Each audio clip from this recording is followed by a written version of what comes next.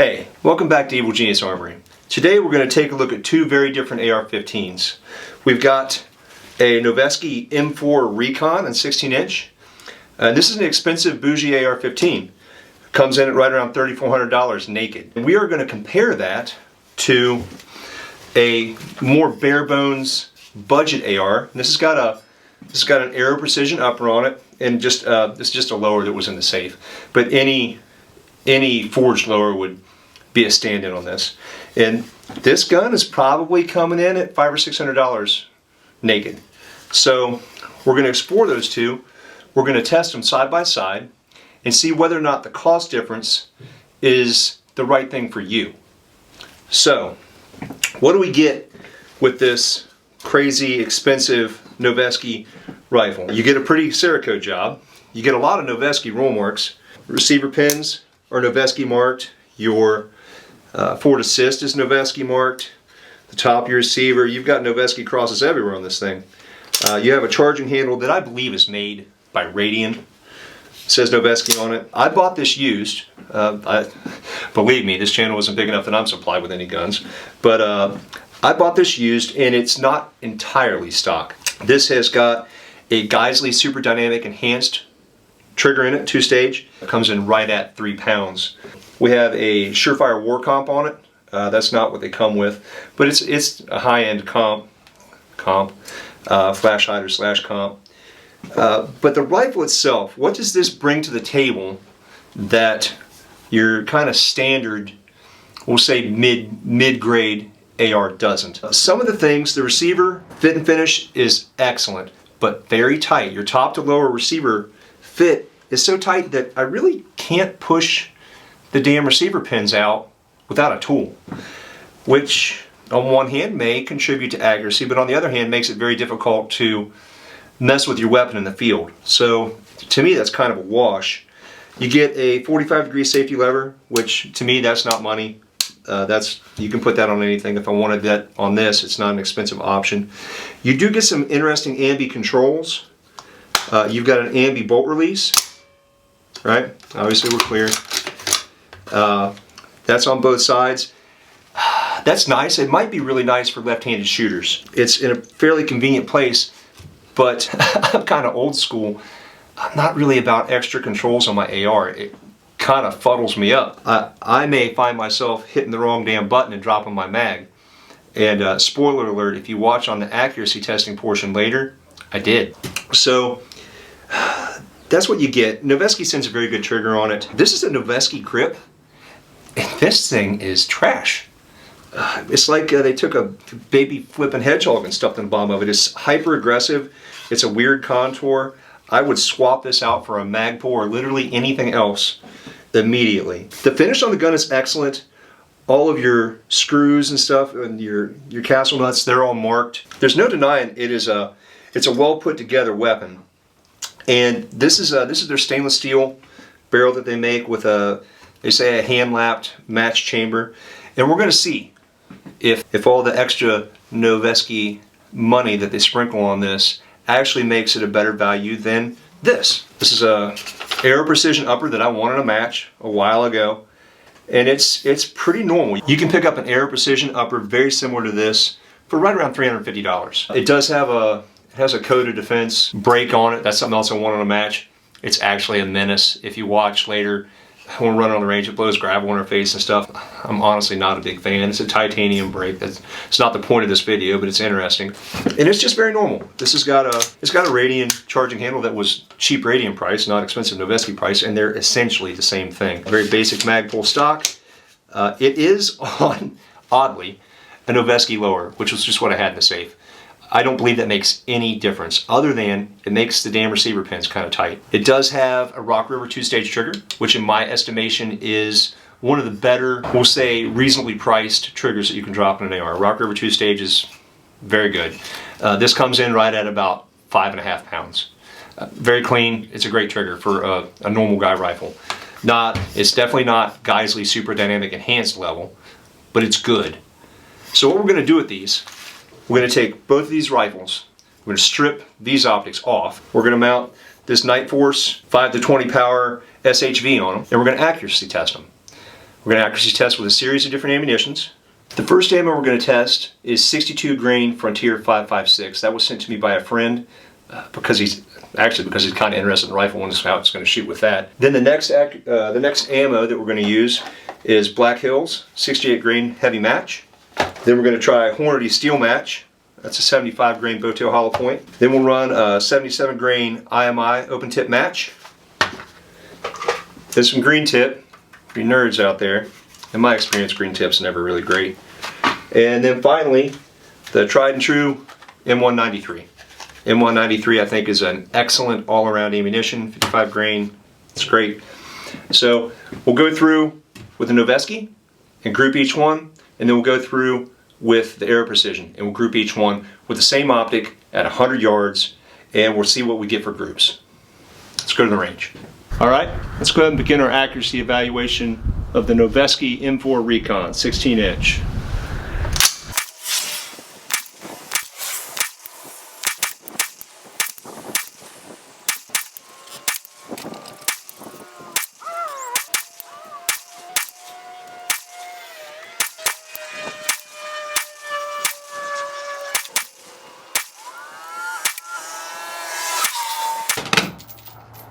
Well, there we go. All right, now for the accuracy evaluation of the Aero Precision. See how it does against the Noveske.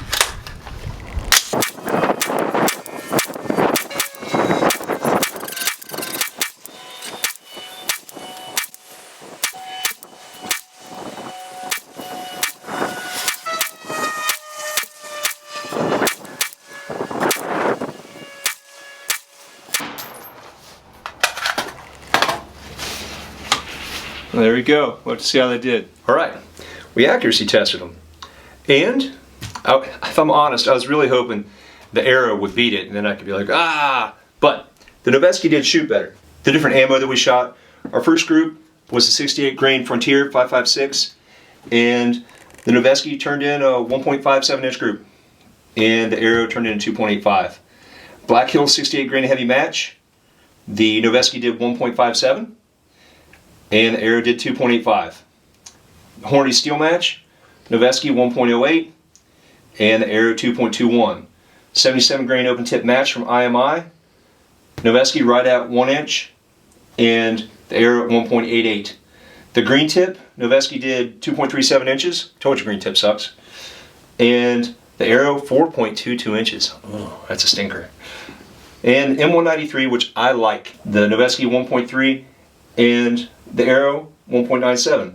So I think with this data, and we were running the same optic off the same bench in the same conditions with the same ammo. And if anything, the advantage would go to the Aero because I was warmed up when I shot those groups. I think we can pretty confidently say that the Noveske is generally capable of about 1 MOA. And the Aero is generally capable of about 2-ish. It got under 2 with the IMI and under 2 with the M193, which I think is actually pretty great. I really don't think that's bad. So let's talk about that. In my mind, what matters on an AR-15 are only really 3 things.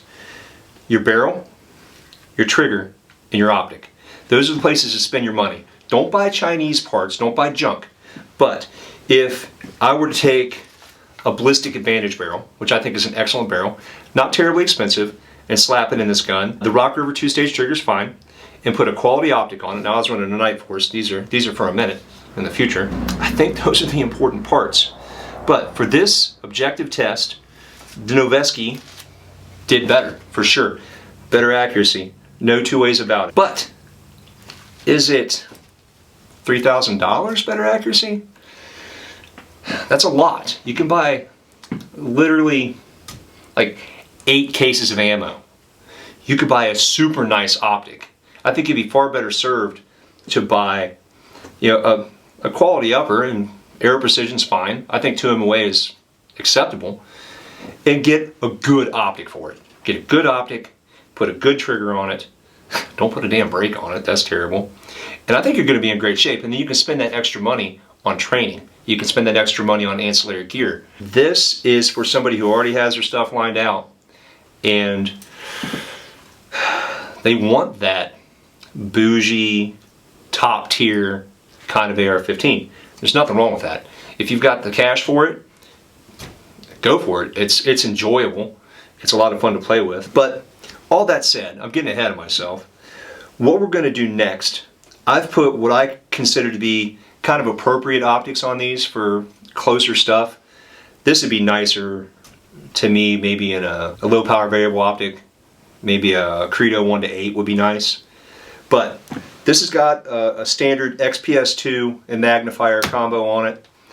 And this combo comes in, we're going to say right around $1,200 or $1,300. This, I think it's appropriate for this build. We've got a hollow sun on it and a Vortex 3X magnifier. The Vortex magnifier is a little bit more money. This is like a $300 little gadget. But I think if you're going to run a red dot, a magnifier makes a lot of difference if you're going to push out past 100 yards. If you're going to go 2-3, then probably a magnifier help. And that's what we do.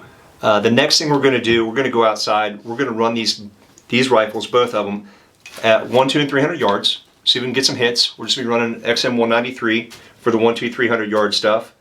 And then we'll run them on the range a little bit and get a feel for them. For the range test, we've got extra special ammo. Absolutely stinky Herder's ammo from, I'm going to say, the early 2000s. I found it. It is complete crap. Hopefully it runs. Or maybe not. It might make for an interesting video. It would make me chuckle if the Noveske would choke up. But thus far, the only thing that's made it choke up is me fumble fucking the damn buttons when I'm trying to do the accuracy test. Trying to be cool using the bolt release and hitting the magazine release instead. Man, I'm old school. I don't need those extra buttons. Maybe you don't. Maybe you do. If this is what you learn on, this is what you train on, they could be an advantage. But for me, I like standard controls. So with that said, let's go outside, run these puppies out 1, 2, and 300 yards, and then we'll go to the upper range here on the Evil Genius compound, and we'll run them a little bit on the range kind of fast and see what we think.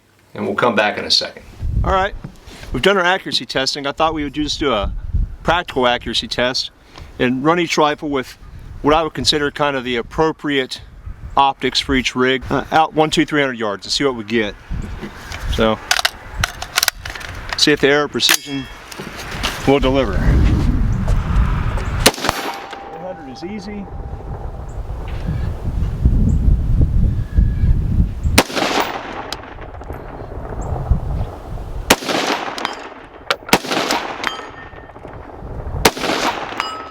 $200 not bad. 300 not bad. Very capable. And now the Noveske M4 Recon.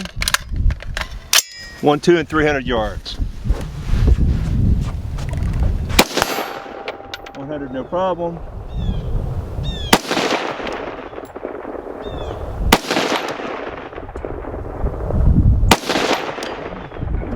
$200 not bad.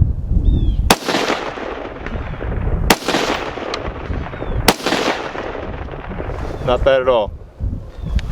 Okay, let's see what I can do with the Aero.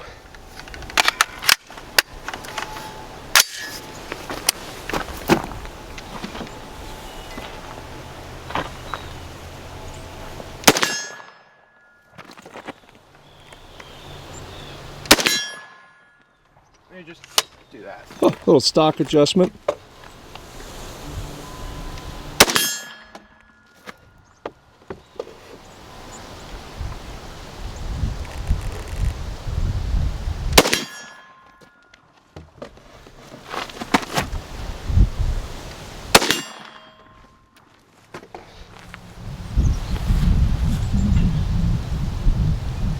There it is.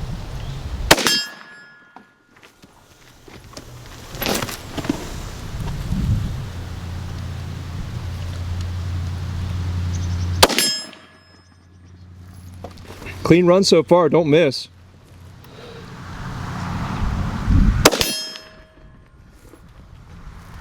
Oh, None of that stinky Herder's ammunition.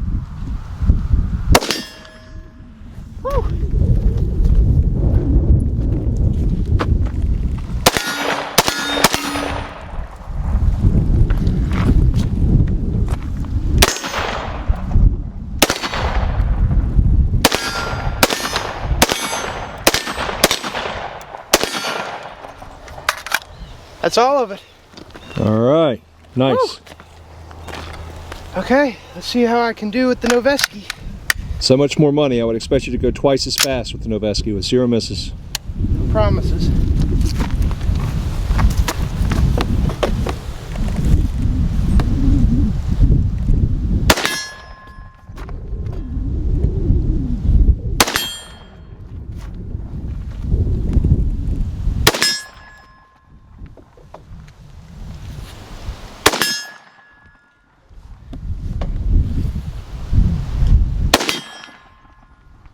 Running pretty good.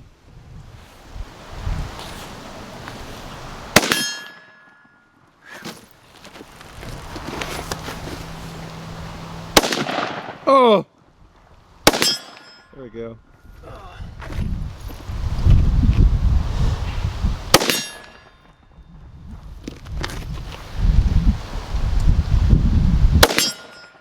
Nice. That wasn't the gun's fault.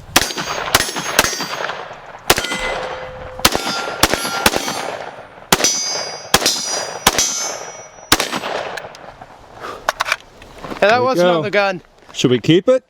I reckon. All right, let's put the budget Aero through its paces a little bit. See what we get.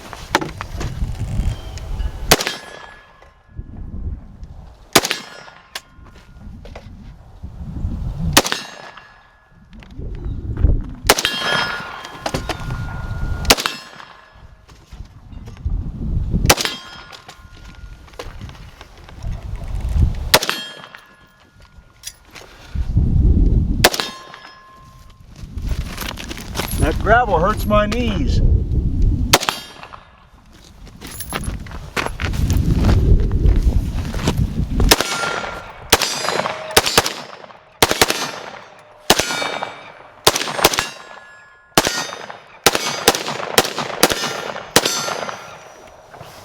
Well, we heated her up. Not bad.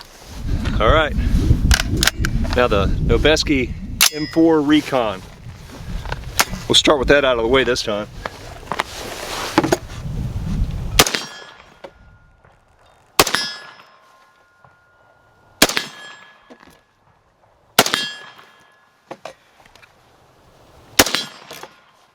Excellent shot.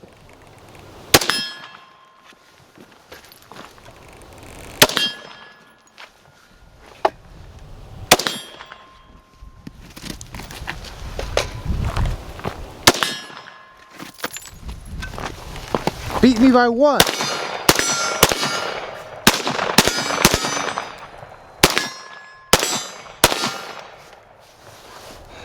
It works. It works. I reckon it should.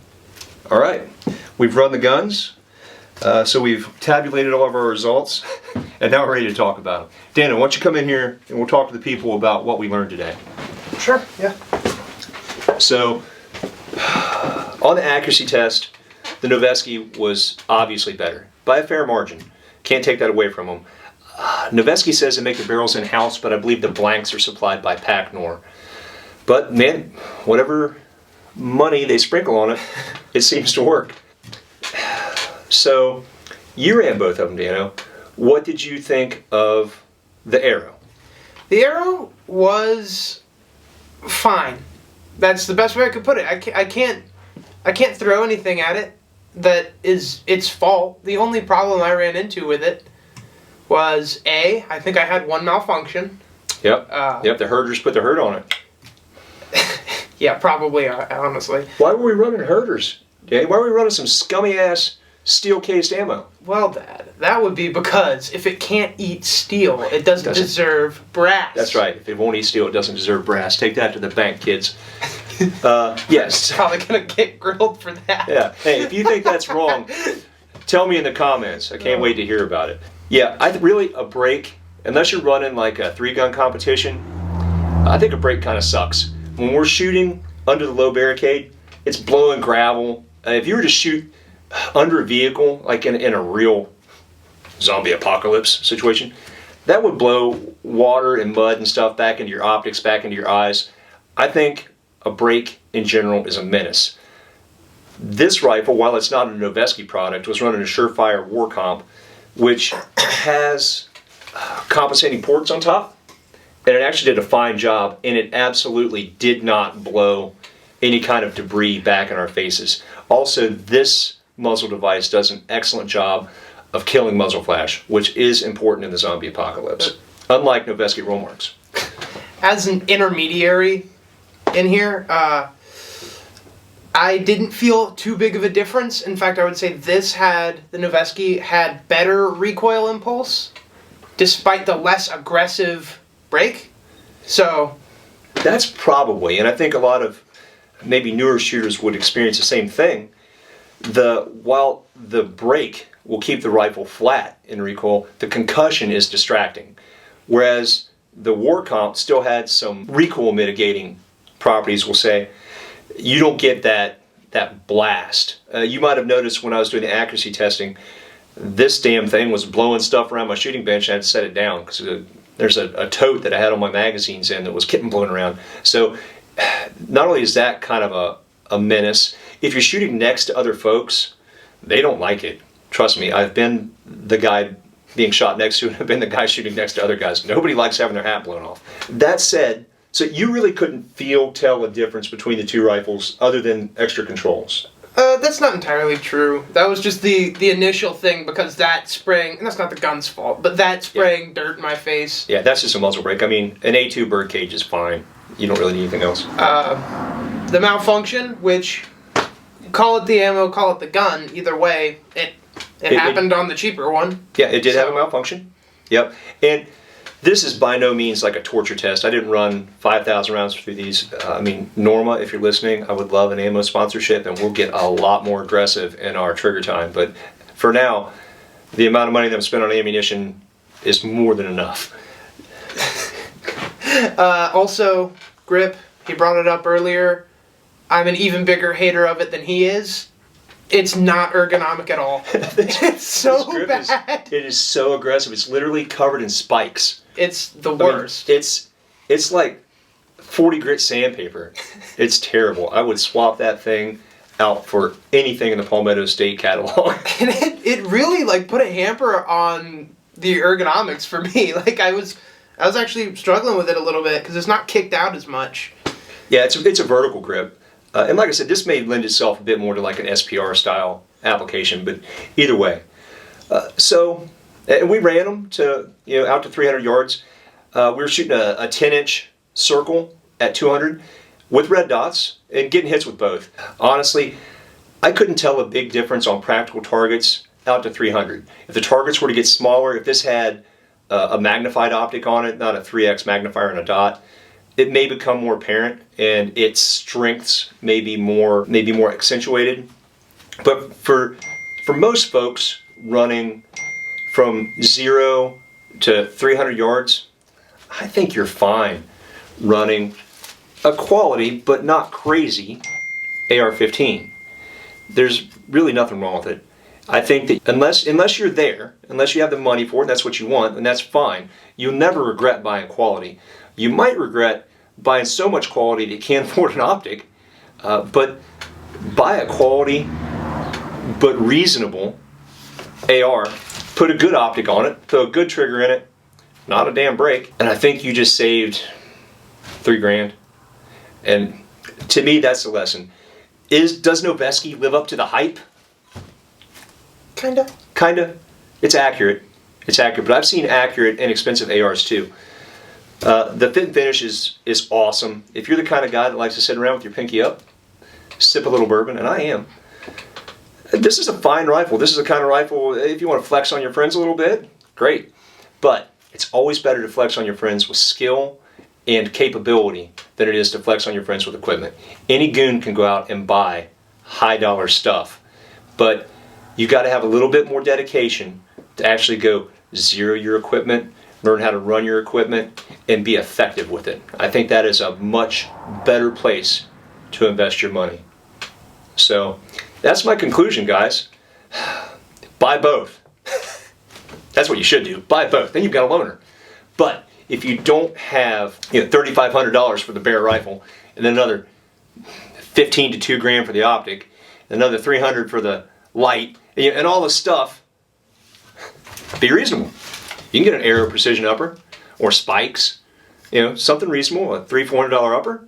Throw a good trigger in it. Rock over 2-stage is fine. There are a lot of good trigger options. Just make sure that it's reliable. And put a good optic on it. If you're going to spend money anywhere, spend money on the optic. You can get an ACOG. You can get a Trigicon Credo. You can, there's a lot of good options. But don't skimp there. That is your interface between the target and the rifle. That's, other than the barrel, that's really your most important piece. The barrel makes the accuracy so it's possible to contact the target. The optic is your interface between the system and you and the target. So don't skimp there. So, all that said, does the Noveske get the Evil Genius stamp of approval? Barely. It's too damn much money. It's too much. I feel like there are other options that would be way less money and just as effective. Does the Aero Precision get the Evil Genius stamp of approval? Absolutely.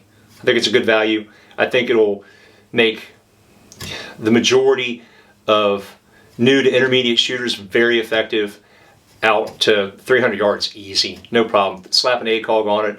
I mean, we're getting 2 of them away. 2 of them away means 10 inches at 500 yards. So in theory, you shouldn't have any trouble tagging a full-size IDPA steel target at 500 yards if you've got the optics to put the bullet on the target. So yeah, all that said, buy both. All right, Always. Yeah, always. Yeah, to hell with those groceries. We've been through this so many times. Forget the groceries. Forget the kids' college fund. Skip a car payment. That's fine. Cars are temporary. Guns are forever until you trade them off to buy some other expensive shit you don't really need. So anyway, more guns. More guns, more and different. Yes. So until next time, thanks for hanging out with us to the end. It's Evil Genius Armory out. Peace. Take this shit inside. You had a fucking phone dinging the whole time we were talking? Literally during the most important part where you were like talking Fucking about all the important bullshit. shit.